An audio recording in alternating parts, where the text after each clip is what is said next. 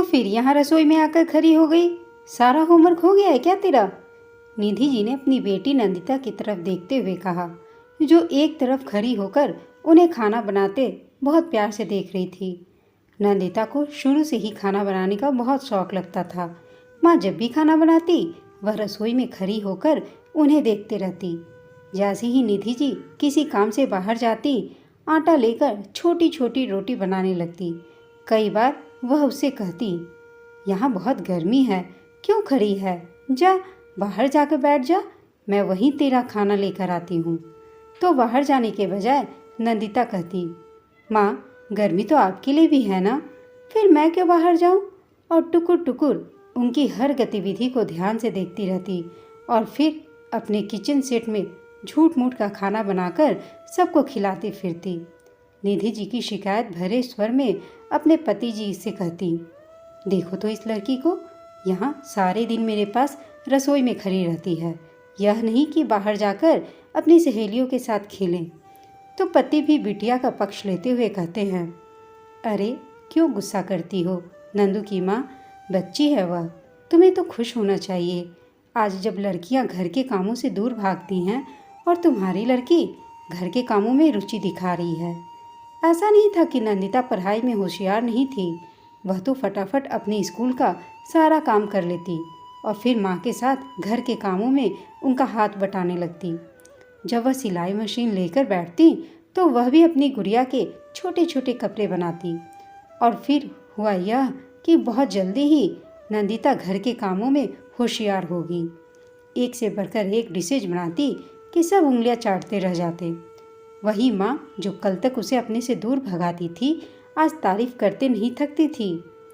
मेरी नंदू के हाथों में तो जादू है, ऐसे सुंदर तरीके से खाना बनाकर सजाती है कि भूख ना होने पर भी इंसान खाने को मजबूर हो जाए। हर दिन नई नई डिजाइन की सलाद बनाती है।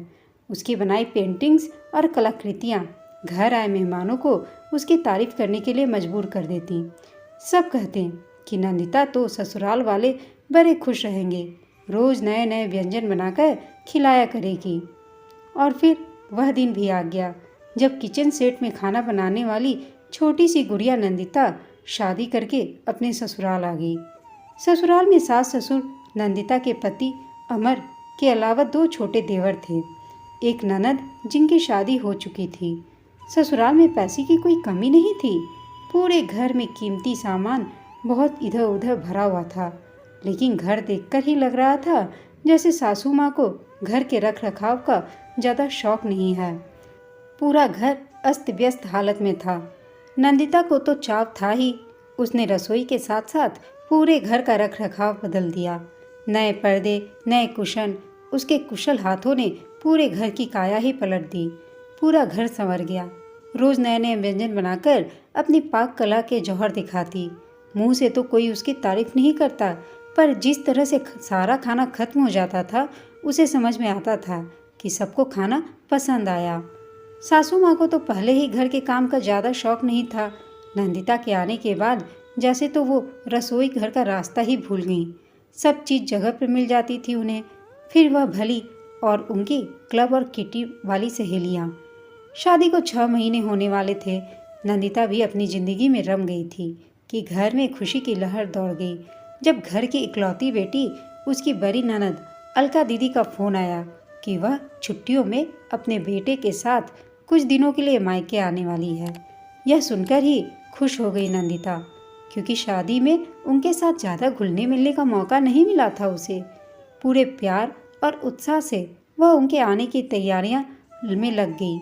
नौकरानी के साथ मिलकर उसने उनके कमरे को साफ करवा दिया।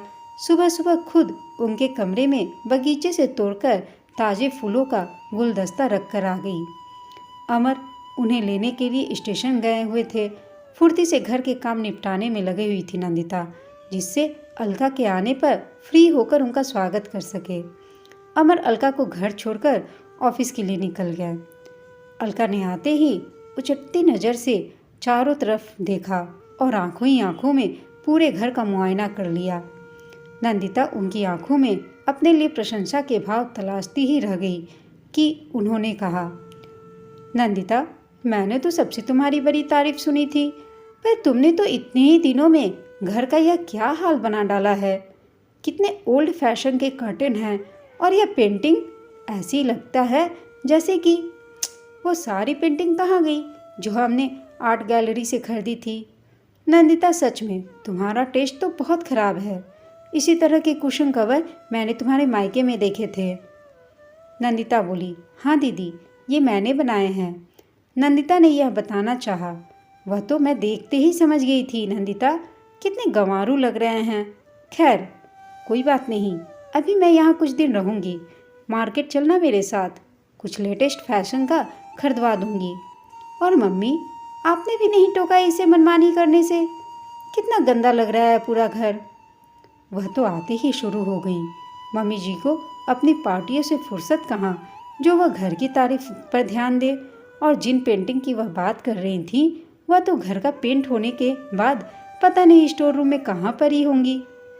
अरे बेटा, मैंने तो सब कुछ इसके ऊपर छोड़ दिया है। अब इसका घर है, जैसे चाहे रखे। मैं वहाँ फिल्मी वाली टिपिकल हिंदुस्तानी सास नहीं बनना चाहती। सासू माँ ने अपना पल्ला झाड़ते हुए कहा। क्या बुराई है इनमें दीदी? मेरे फ्रेंड की मम्मी को तो ये इतने पसंद आए कि पूछ रही थी कि कहाँ से लिए हैं। घर भी एकदम चकाचक रहने लगा है भाभी के आने के बाद। गार्डन देखा आपने?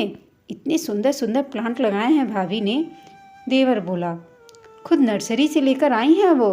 देवर अनुपम ने नंदिता का पक्ष लेना चाहा तो अलका ने उसे भी बीच में ही रोक दिया और कहा, अरे तू और तेरे वह मिडिल क्लास फ्रेंड, उन्हें क्या पता कि कुछ भी कबार इधर उधर रख देने से घर सुंदर नहीं हो जाता।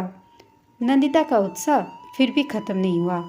उसने सोचा, कोई बात नहीं, मेरा बनाया खाना तो दीदी को ज़रूर पसंद आएगा। ओह, कितना ऑयल भरा है खाने में। इतना ऑयली खाना खिलाकर तो तुम हम सबको हॉस्पिटल ही पहुंचा दोगी नंदिता। कल से मेरे लिए कम मिर्च वाले खाना बनाना। मुझे सबने बताया था कि आपको चटपटा पसंद है दीदी, इसलिए मैंने मिर्च मसाला थोड़ा ज़्यादा डाला था। कोई बात नहीं दीदी, आप पनीर भुर्जी, दाल और ये पाइनएप्पल रायता लेकर देखो। तेल मसाला नहीं है इनमें। मैंने पापा जी के लिए भी बनाया था। अलका ने खाना ऐसे मुंह बनाकर खाया जैसे ज़बरदस्ती पेट भर रही हो। अगले दिन नंदिता ने ध्यान से मिर्च मसाले कम डालकर अलका के लिए खाना बनाया। यह क्या बीमारों वाला खाना बनाकर रख दिया है तुमने? देखो सब्जी में कोई रंग ही नहीं आया। लगता है तुम्हारी माँ ने तुम्हें खाना बनाना भी नहीं सिखाया। अलका ने नाक भौं सिकुड़ते हुए नंदिता से कहा, खाना अच्छा नहीं लग रहा।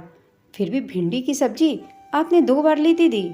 अनुपम ने छेड़ा तो आंखें दिखाने लगी अलका उसे। अब यह तो रोज की ही बात हो गई। चाहे नंदिता कितने भी कोशिश कर ले, लेकिन अलका कोई ना कोई कमी निकाल ही लेती। कभी कहती चावल खिले खिले नहीं बने हैं, तो कभी कढ़ी की पकौड़ियाँ उसे मुलायम नहीं लगती, कभी चाय में चीनी कम तो कभी ज़्यादा लगती। नंदिता को तो समझ ही नहीं आ रहा था कि अलका को खुश करने के लिए करे भी तो क्या करे।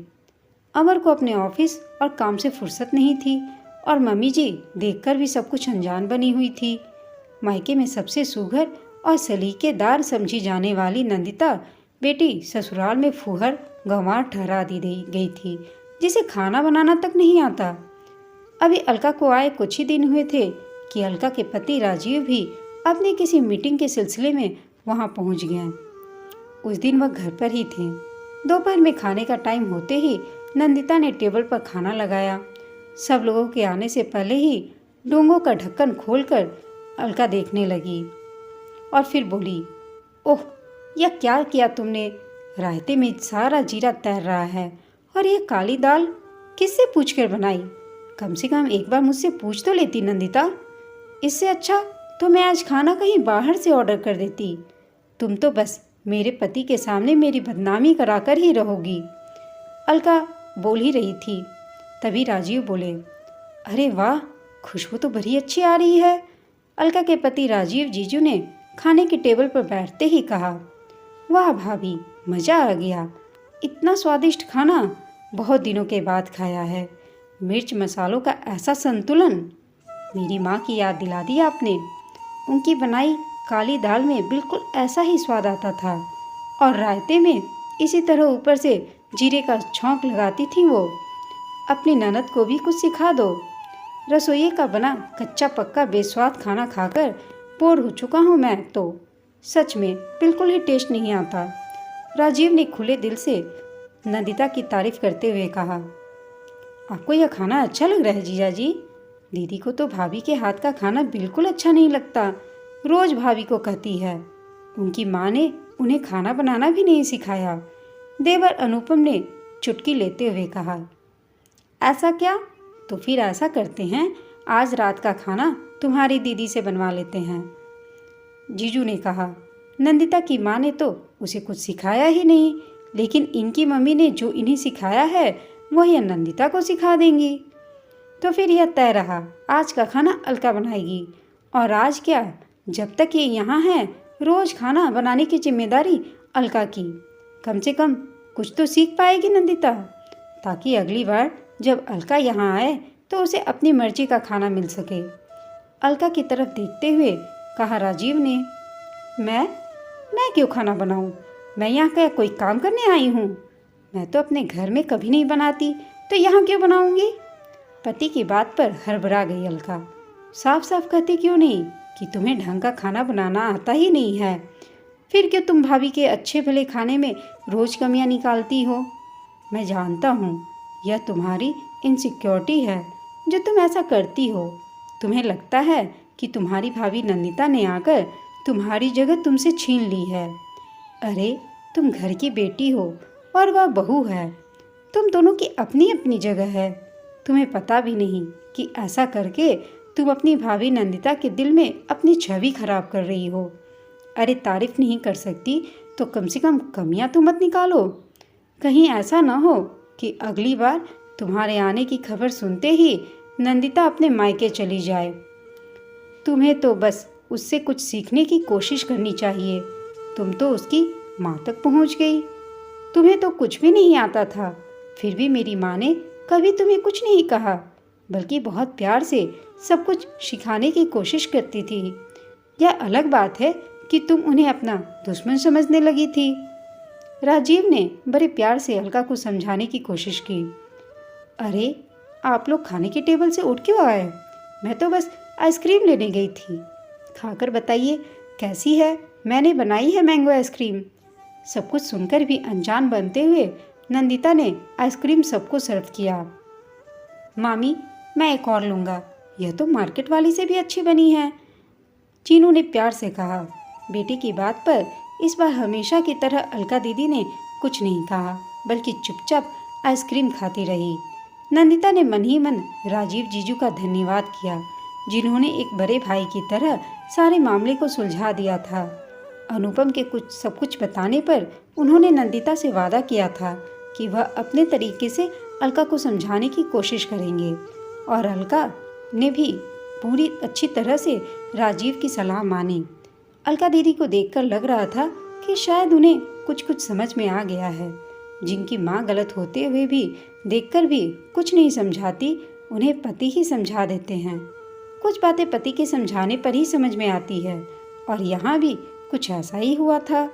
दोस्तों, आपको यह कहानी कैसी लगी हमें कमेंट करके बताइएगा।